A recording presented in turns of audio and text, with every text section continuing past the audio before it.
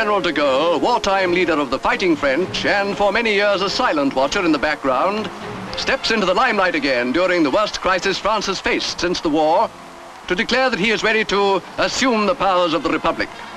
In the minds of millions, he is the only possible savior of his country, while to millions of others, he represents the thin end of the wedge of military dictatorship and fascism.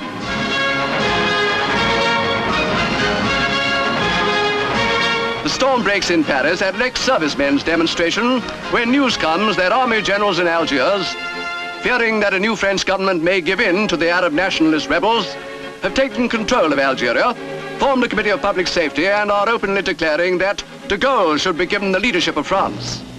This Paris demonstration against the execution of 3 French prisoners by Arab nationalists develops into an attempt to force a path through police cordons to the National Assembly.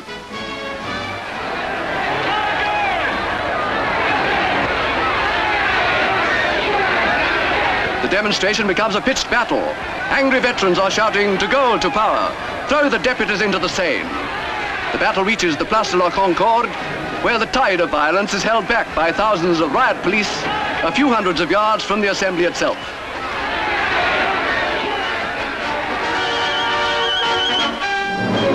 Inside the assembly, after weeks without any government at all, power is entrusted to Pierre Flimela, leader of the Popular Republican movement. The army coup has done what nothing else could, alarmed the deputies into creating a government. By a big majority, they approve his pledge to support the Constitution, and at the Élysée Palace, after informing President Coty of his success, Monsieur Flimela leaves with his colleagues to begin the task of calling the generals to heel.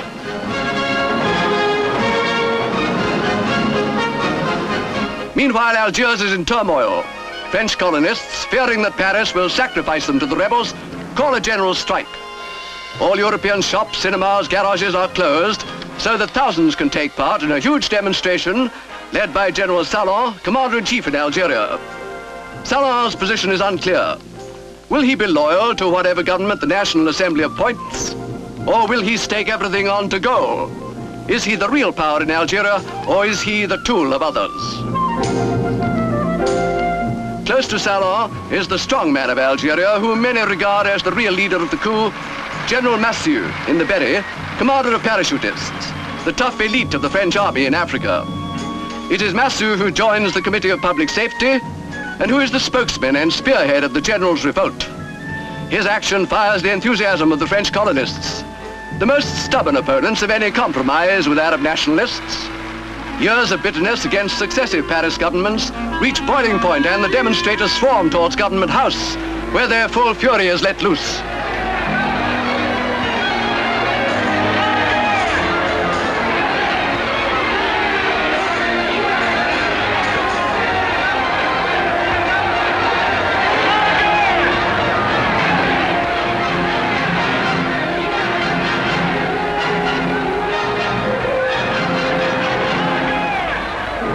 So the tragedy of France, a country nominally at peace, comes to a head when General Massieu declares, "I cannot promise there will be no bloodshed." He is speaking the truth.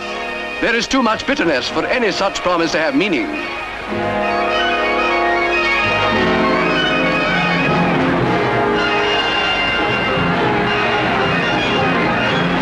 As the rioting mounts, the same slogan can be heard everywhere: "De Gaulle to power! De Gaulle to power!"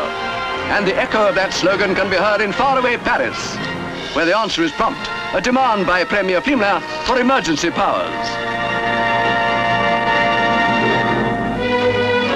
So France hangs in the balance between Flimela and De Gaulle, between a last attempt to make the Constitution work and a man who wants to replace it with something that will work. Frenchmen treasure their democracy and know that drastic measures are needed to save it. But is De Gaulle the man? De Gaulle himself is not a fascist, but would he, in spite of himself, open the door to fascism? Is it worth the risk?